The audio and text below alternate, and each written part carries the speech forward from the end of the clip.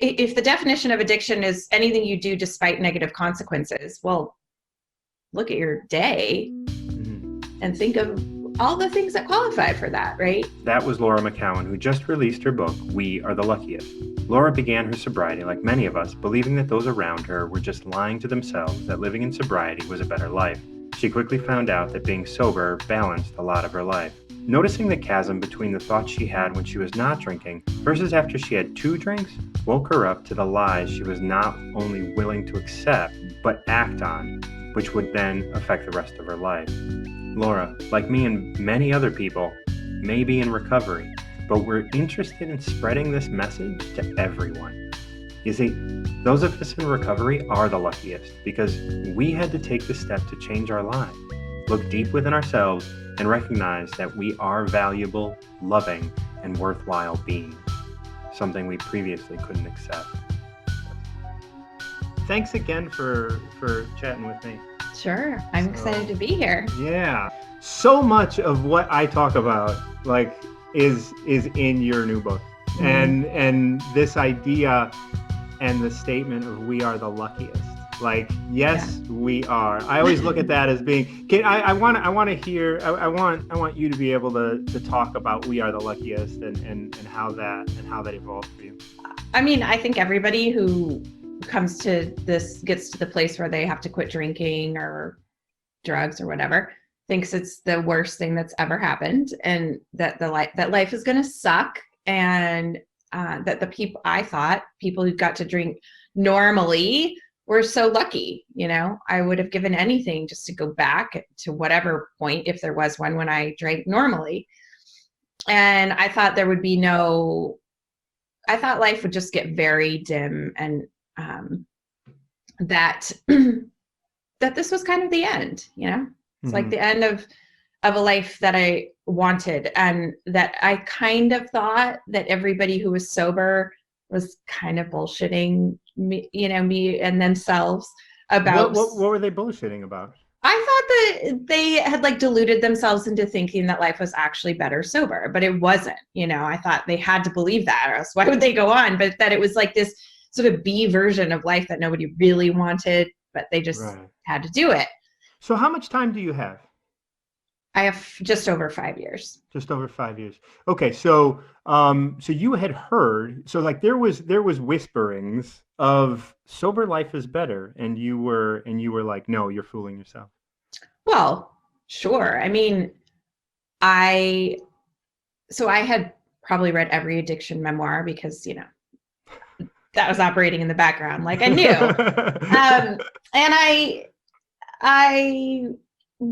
when you go, I went to meetings early on, and when you go to meet, that's what you hear. Like, I'm a grateful recovering alcoholic. And I was like, fucking please. I don't believe you, So now, I just want to just interject. Is this like, cause you were going to meetings, were you going to meetings before you were beginning your recovery process? No. So I went to a meeting after I had a really bad thing happen with my daughter.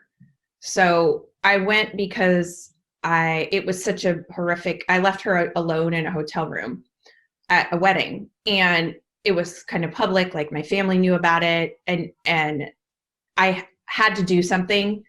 I knew I had to do something. And I wasn't forced, but I mean, when your family notices, it was like, no, I didn't have everybody on board with Laura drinking anymore. So it was like, I kind of had to, my back was against the wall. So I was like, okay, I'm going to go to a meeting. And I thought that's just what people do. No, I started going to meetings, and I went to meetings for a full year before I got sober, before I stopped for good. But no, I didn't go to meetings for fun before I stopped drinking. But to complete the loop on the We Are the Luckiest thing, I had a moment in early, when I finally did get sober, and I had 30 days or something. I had a moment where I was laying in bed it was just a regular Tuesday night or something. And my daughter was asleep next to me, and I was in pain. I mean, I was in a lot of pain all the time. It seemed like everything was very raw and hard. I was crying, and instead of it being, there was just this momentary relief of like, or glimpse of like, this is good. This is like, this is what you wanted. You wanted to like experience life up close and really be here, and you're here, and your daughter's safe, and you're sober, and it fucking hurts her. Can we cuss? Do you cuss on your show? Yeah. Oh, fuck Okay. all. Yeah. Okay. I was like, sometimes people don't like that. No, I'm all about it. Okay. So there was a moment where I thought, no, this is like, we're lucky. We're lucky ones who get to do this, and not, get to like have the opportunity to wake up to their life, because I was so asleep. I was missing everything. And so I posted something to Instagram and said that we are the luckiest. And then it sort of became a thing. Now, you also talk about this idea that like drugs and alcohol, people who are addicted to drugs and alcohol, we're the luckiest because we know what everybody else is doing. Like, right? Like we're all addicts, right? Yeah. I mean, so addiction is the most human condition. I mean, it's just part of who we are. It's grasping, it's trying to alter our state in some way, often to survive our experiences, or to just soothe ourselves internally. It's comfort. To comfort, which is a very intelligent, normal human thing to do. It's not, the behavior itself isn't problematic, except for when whatever you're using to do that becomes problematic, right? And, right. And unfortunately, we have so many things that we could do to escape ourselves, but it's not a unique thing. It's a very human thing. And we tend to see it as because we are, especially in Western society, we beat the shit out of ourselves for our perceived shortcomings, especially like being weak, like that getting addicted to something has everything to do with willpower. And most of our behavior is subconsciously driven, like 99% of it. So we don't know why we do more than half the stuff we do. And it's not based on willpower, right? But, and especially once you get addicted to something, because of what it does to your brain, it overrides your sort of executive functioning, and you're not choosing anymore. But certain things like if the definition of addiction is anything you do despite negative consequences, well, look at your day and think of all the things that qualify for that, right? And if you can look at it, I mean, most of those things are not socially acceptable. In fact, a lot of them are encouraged, right? Overworking, overproducing. I'm definitely probably guilty, have been in the past, of over exercising, food stuff, over dieting, even if it doesn't mean like you're successful at it, just continuing to obsess about that, or trying to exert control on your life in ways that are detrimental to the people around you. I mean, it goes on and on and on. These freaking things. Oh, fuck all. Yeah. Yeah, we're all addicted. I'm super addicted to my phone. I know that. I had this like come to Jesus with my daughter the other day, where she was like, listen to me. You're on your phone all the time. And it's true. She's right. So I don't know. It's a human thing. But alcohol, as you've said, tends to be, it's just gnarly. It doesn't look great. It's not a good look. Right. Yeah, there you go. Like, and because we're all so addicted to how we look, quitting alcohol becomes easier, right? Yeah. It's when we're using and drinking and within active addiction of some sort, we understand ourselves as a certain thing. What were some of the things that you learned were not you at all, and here you are, like, oh my God, that's who I am? Like everything, literally. I wasn't doing anything that was, most of what I was doing was performative or not aligned with who I really was, because this is the thing. It's like, it starts so early. It starts so early, this like performance thing of it could be as simple as pretending to not feel the way you feel when you're a kid about something, because it's not going to go over well. You know, you can't survive your environment if you do that. But to catch up to the adult Laura, my job was not right. And by not right, I mean, I knew I didn't really like it. And I knew not just not like it, because like, who cares? We don't all love our jobs, but like, I knew that there was something bigger in me and this work that I wasn't doing. I knew that. And I had known that for a really long time. And I felt that. But when I got sober, it was like, whoa, this is like, I would show up to the office and it was like, what the hell am I doing here? Right. You know, how did I get here? This is so not right. And then a lot of friendships, I realized were based on nothing more than just drinking together. I didn't really know them or even like some people. Like, I don't even like these people. I don't like the things that we talk about. I don't care. We don't have, there's nothing really there. And that wasn't true of everyone, certainly, but it was true of a lot of people. And then, I mean, even just simple things like, do I like how I spend my time? Why do I do all the stuff that I hate to do? Right. I think when we are drinking, we are continual in recovering from drinking. We're operating barely on the surface. We're kind of just trying to get by, right? And I always say, I was talking to someone else about when I was in my marriage, and it wasn't because he was so bad or whatever. It was complicated, but I would be so sure that this was the wrong relationship, that I wasn't right.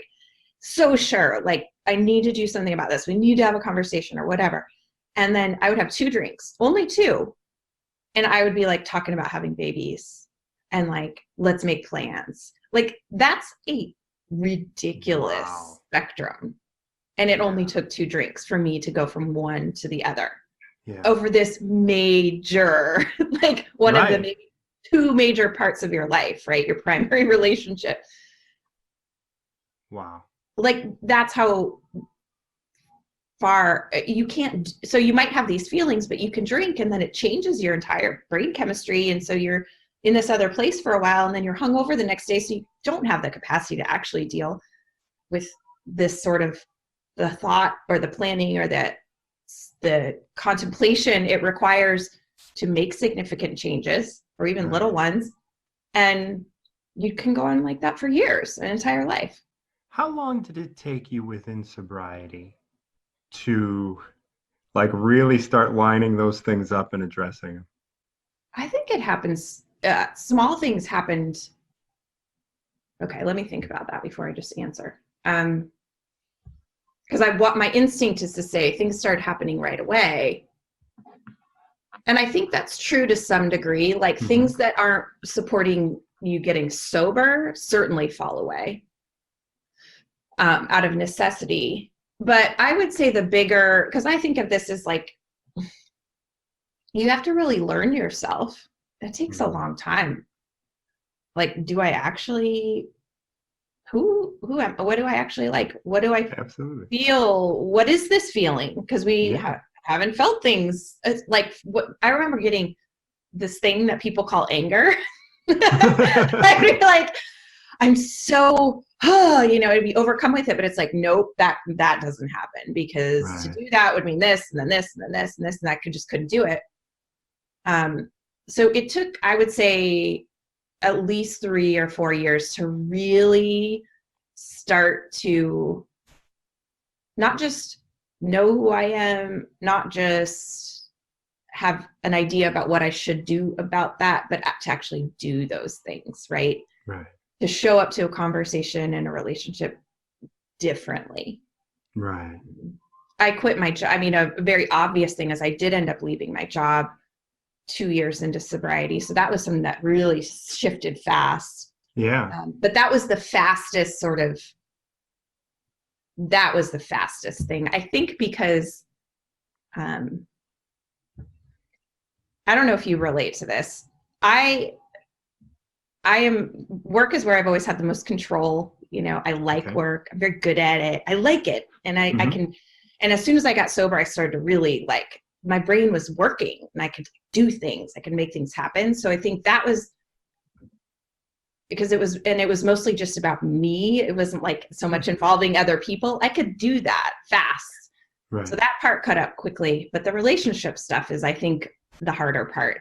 I know it's the harder part, and that's still happening, and it will keep happening. Oh yeah. With all due respect to your time, sorting through that like past of active addiction takes a long time. Mm. Being able to like look back and be like, oh my God, when I had 6 years and thought I knew something, I didn't know nothing. Totally. And I'm sure that like, I'm obviously looking at it from where I stand now. Absolutely. And I'm sure when I'm at your point, be like, haha, that was funny. That was cute that I thought I knew whatever. Right. So, but that I have seen. Like, I thought at a year or two that I had some shit figured out. And then year 5 has honestly been like, boom, here's some serious emotional work. Ready? Yeah. This year 5, like I said, is the point of moving into mid-recovery, because now you're no longer dealing with like your addiction or your drug of choice or anything like that. You're dealing with you. And that's what you've been hiding from. Mm-hmm. And for the last 5 years, and this is going to go into my next, like, what have you been using to continue to hide from yourself? Oh, I mean, we gosh. talked about your phone, right? Like, but what are the things that you've been dipping into to replace that? Because, yeah. I mean, yeah, it's a great question. It's a great question. Let's see. Certainly, alcohol left. And then I sort of felt like, I don't care what I do as long as I'm not drinking. And I think that's actually true and good. I didn't try to eat differently. I like flirted with everyone I wanted to flirt with. I did all those things. I just was like, I don't care. As long as I'm not drinking, I win. And I think that worked, and it was fine for a while. And then, the smaller things that aren't small, but they're smaller in relative to the main thing I'm going to say, like, sure, work, totally dove into work and still dive into work. Not really ever shutting that down or off, because I get a lot of validation from it, and I like it, and it's gratifying. I feel extraordinarily lucky that I do work that I actually love, and that is sort of in service of me doing work on myself. It's like I do personal development work for my work, and that is kind of my job. So me too. I'm probably deluded about the fact that it could be bad. But I'm also less, I don't work like I used to. I'm different about it. Yeah. Technology, phone, escaping through shows. I mean, I have done some Olympic level binging on things at times when I have not wanted to deal with whatever I was feeling or going on in my life.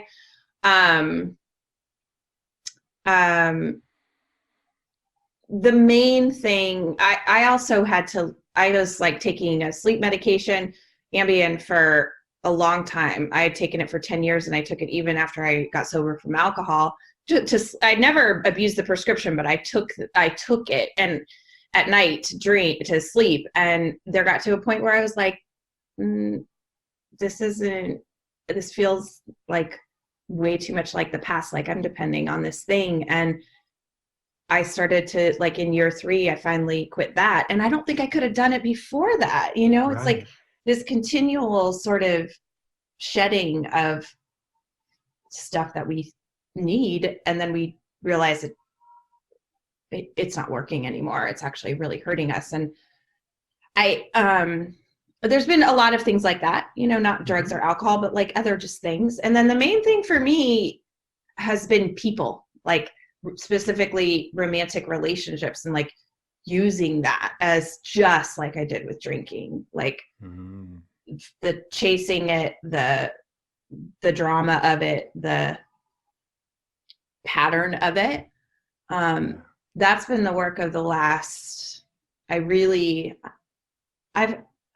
knew, and I wrote about it in the book, that there was this that those two things were very tightly wound together, the Yeah. romantic stuff and the drinking. I didn't really quite understand how intricately wound that was, and how the relationships started, at the very beginning. And the drinking was just the thing that helped me really cope with that Wow. throughout. And then, now that's like the stuff that's coming up, and that I'm dealing with. And that it's just as hard as the drinking work for me. It's just as hard as giving that up. And I'm not saying I'm giving up relationships, but being emotionally sober in that, and really seeing what I was up to and why, is like this, it's hard. Wow. Yeah, no, it's definitely hard. And I mean, I do some emotion, like couples work and stuff as well, but one of the things that we always talk about is like that relationship that you're looking for is a relationship with yourself, right? Like, Right. and that's and every relationship you have is a part of the relationship you have with yourself. And like, that's year 5 shit. Like that's seriously like, let's look at me, Mm-hmm. Mm-hmm. So that is huge. And that takes care of like a lot of the struggle that we go through within that stage. Yeah. Yeah. Um, it's definitely, I think it's, and this is, I think what you're saying, it's kind of a place that we all eventually land. Mm-hmm. is that, it gets maybe expressed in different ways, but the emotional sobriety part, and that really learning, it's not just who you are, because that sounds so soft and squishy to me. It's like not leaving yourself anymore, like, not for me, it's like, stop using people to change your experience. Right. Yeah. And that is really like, and like you said, like that statement of like, know who you are, like that really doesn't land anymore, does it? But Mm-mm. we're talking about it in this really big, deep sense of like, no, you gotta like know who you are before you were told who to be. Right? Mm-hmm. Like, because in a relationship, we were told what relationships were through our parents, through the other relationships that we had with them, and the relationships that we witnessed. Yep. And even though they weren't telling us what a relationship was, that's where we learned what a relationship was. And Yeah. we made the thought and we created the rule in our mind that that is a relationship. And now we're trying to live up to that, but that wasn't real for them. It was No. just a perception that we created. Yeah. And it was who knows what the hell we were witnessing, That's right. And how the hell did we experience that? Just through energetics, right? Because we didn't have words, we didn't have all of these things that we have now with a beta mindset, right? Like Mm-hmm. we're living in theta and just trying to like soak in as much as possible, but we made rules around that. Yeah. Those memories live within the body, and we're Right. trying to sort that with our mind. And that's less than half of the situation. Oh, yeah, for sure. That was the big way. It was like, if people are listening, they're like, what the hell are you talking about? Like, how does this show up? I mean, I would just keep repeating the same situation, and I would just go, why is this so painful? Like, I don't even know this person yet. It was like, it was very obvious to me that the thing I was experiencing was not about the person right in front of me. It was like all the things that had happened before that. And that things I didn't even remember, And so it was like, okay, this is never going to not be extraordinarily painful. And this pattern is never going to correct itself until I, first of all, stop being in these relationships for a while, which is it was like sobriety again. I was Right. like, That's and recovering from. I could not believe how hard that was. It's like, Yeah. oh, when I'm not doing that thing, it's just me. Yeah. It's just me hanging out here. And this is what I was trying to avoid the entire time. Right. Yeah. Wow. That's beautiful. And just to be able to witness that and become aware of it and to stand back. And so when did that occur? Like, is that something that is continuing to happen in terms of you trying to witness and become aware of your internal relationship?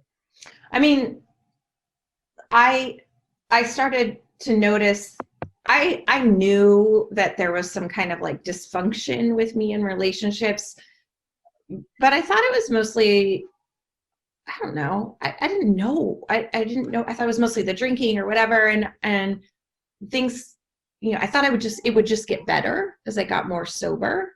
Yeah. And then I started to notice that I couldn't stay out of repeating this pattern. I couldn't stay out of chasing the same type of person and having it end up in the same way and re-experiencing the same thoughts and having the same conversations. And it took many years of doing that to even notice that it was a pattern that was happening. Right. And this is for someone who's, I've read all the books. I've done all the therapy. I'm relatively self-aware. I still couldn't see it. I really couldn't until about a year ago. And there was just a certain relationship that I was like, oh my God, oh my God. And then you meet the right therapist, and then you read the right book, and then things start to happen. You're like, holy crap. Now I understand what this is. And I'm just as lost as I was in early sobriety. But and that's the thing. You now have tools. Yeah. To deal with that, right? Where it's like drugs and alcohol were not the problem. So the relationship is not going to get solved. Like the relationship issues aren't going to get solved by quitting drugs and alcohol. Right. Although they're impossible to deal with if you're doing drugs. Unless you do, right. So once you get off drugs and alcohol, now you can look and see yourself and see your pattern and become aware. Yep. And move into midterm recovery, which is yay! I'm right on time. Oh, it's so glorious. Yeah. And this is so my early recovery was plagued with thoughts of suicide, like that was my most suicidal was early recovery. Once I started entering mid recovery, it was great because like you wanted to live. I wanted to live because I started to see that I had value.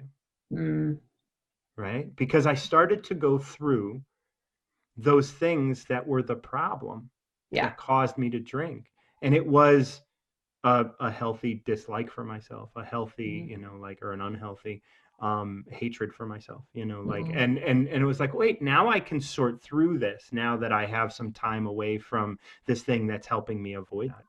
Yeah, it you can't make it go any faster, right? It's like this thawing process, and as much as I wanted to, I always want to make it go faster. And I think like the type of person I am, I'm like, the more I know and the more I absorb, it's just going to help, and I'm going to know more. I'm going to know more. And I'm going to be better at it. And it's just not the way it works. In terms of thinking clearly and within your time in recovery, how does that show up in your life, and how do you know when you're thinking clearly or how clearly you're thinking?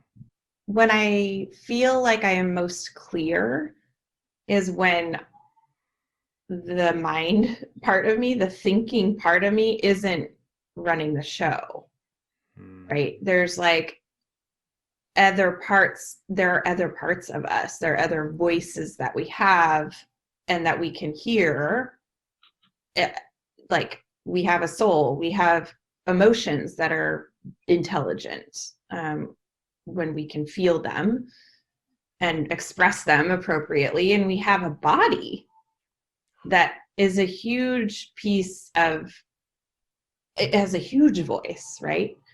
And so I think the answer is somewhere in there. Like we mostly believe we're our minds, and we're told we're our minds, and we live in a society where our minds are like, that's Western society, right? Knowledge is power and all that. Yeah.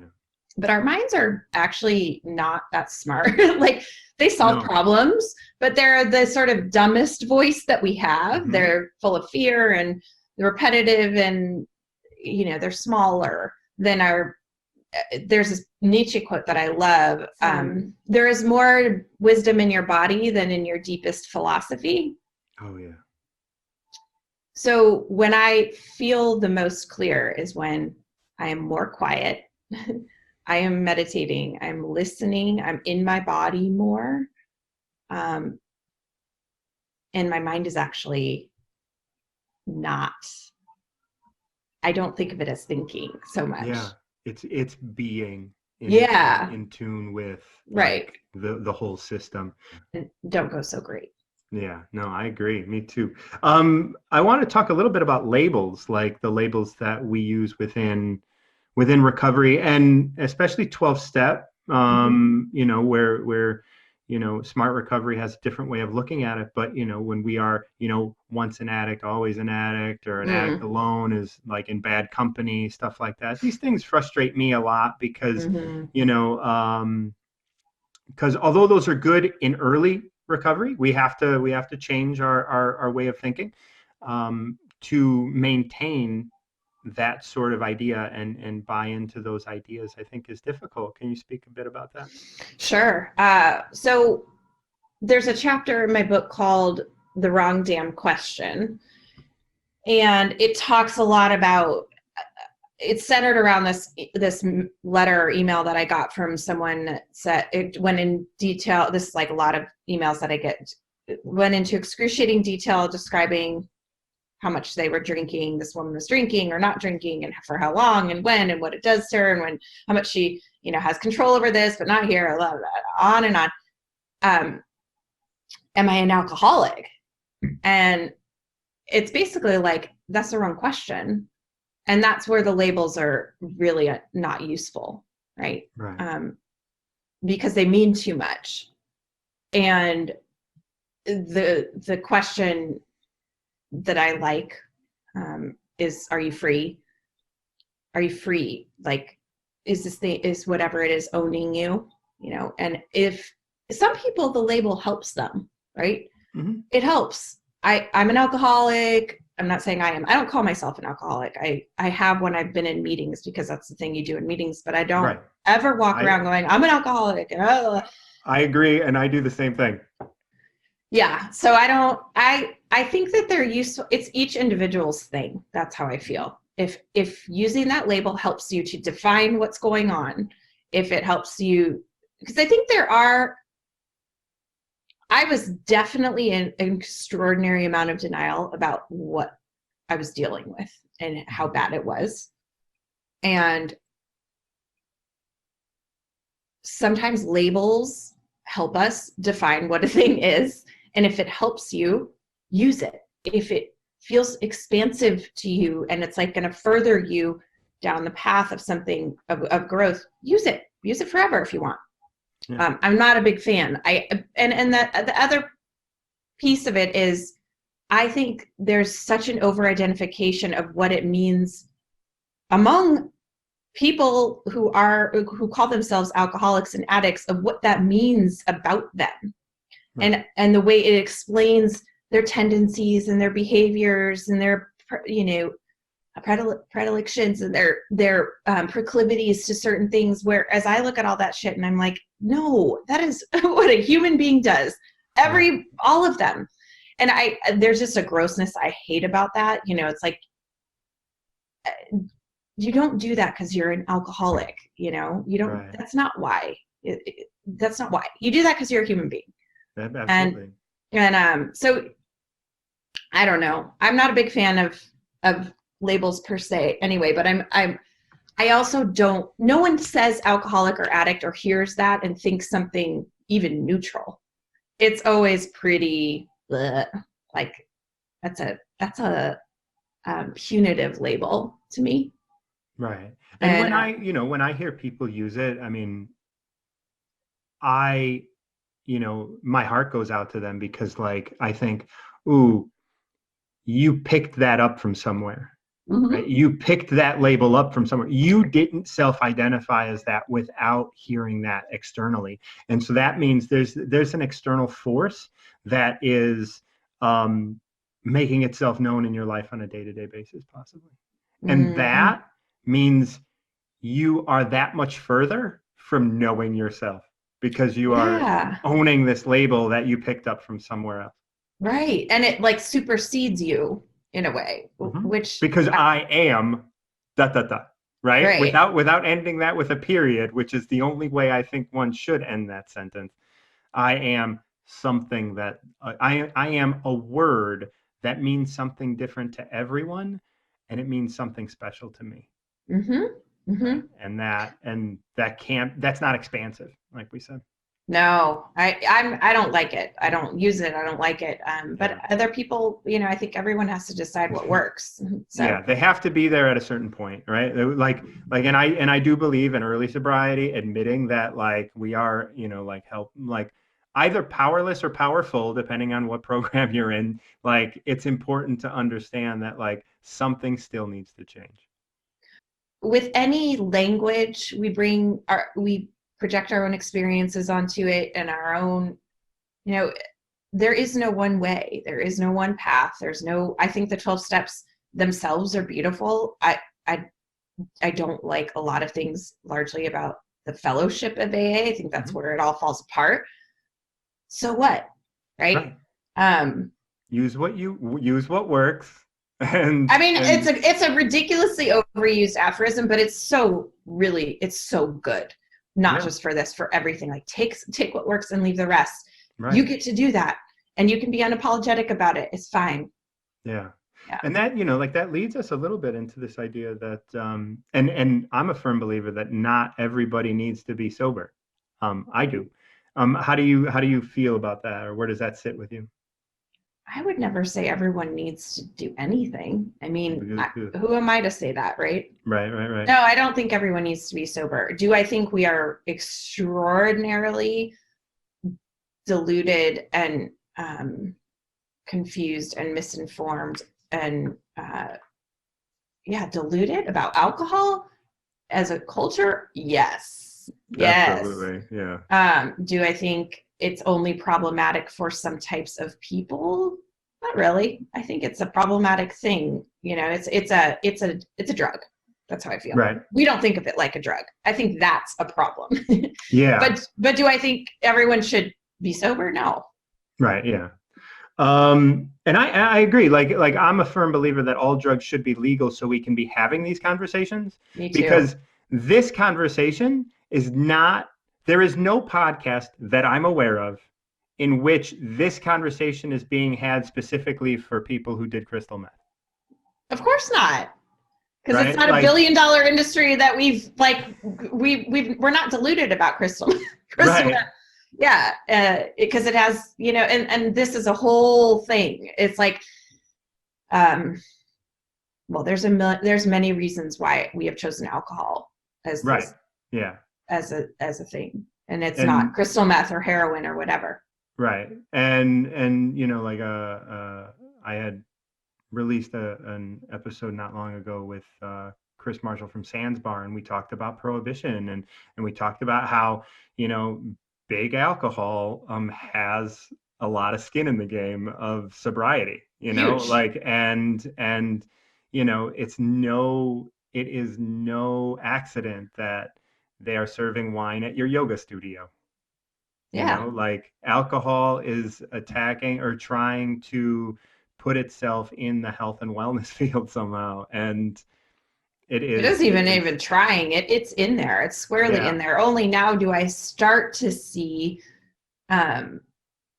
people in the wellness space acknowledge alcohol as something that might be detrimental, whereas before it was like, I'm non-GMO, I'm vegan, I look for the BPA in my water bottles, I have inspected my home for mold, every tiny nuance of their health, but I still drink alcohol moderation. It's like, what?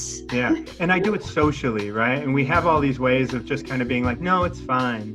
It's fine to do it this way. And I'm comfortable with that. And that's fine. Like I want everybody to be comfortable with the actions that they take, but I want you to also be aware of them. Well, that's the point. That's what I say when I mean we're deluded. Like it's so far out of our consciousness even. What alcohol is in our society. It's unless you get sober or you maybe even stop drinking and just notice, it's like, then you start to see, holy shit, this is everywhere. It's a foregone conclusion.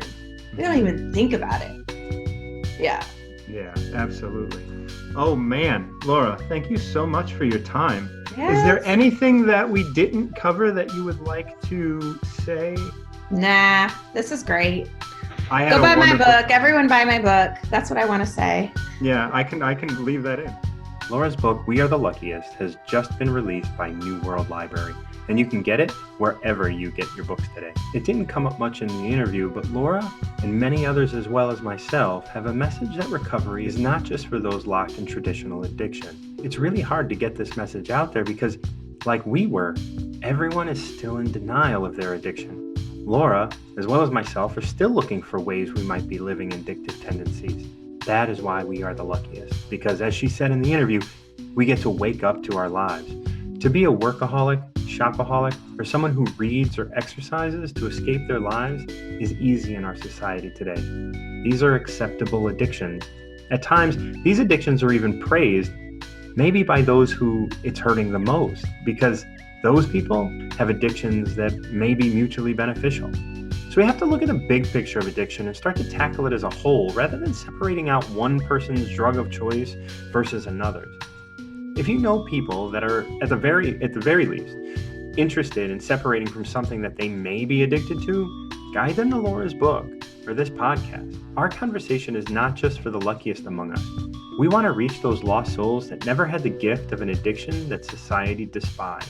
Be sure to get Laura's book, We Are the Luckiest. Check out the description for links to do that. Consider heading over to anchor.fm to support this podcast. I would also love to hear from you, so comments, criticisms, and suggestions are all welcome, and you can leave me a voicemail message on the podcast's homepage on Anchor. If you or someone with long-term recovery, reach out to me through my website or on social. Please rate and review this podcast wherever you listen. Once again, I'm MartinJon, and until next time, keep recovering yourself.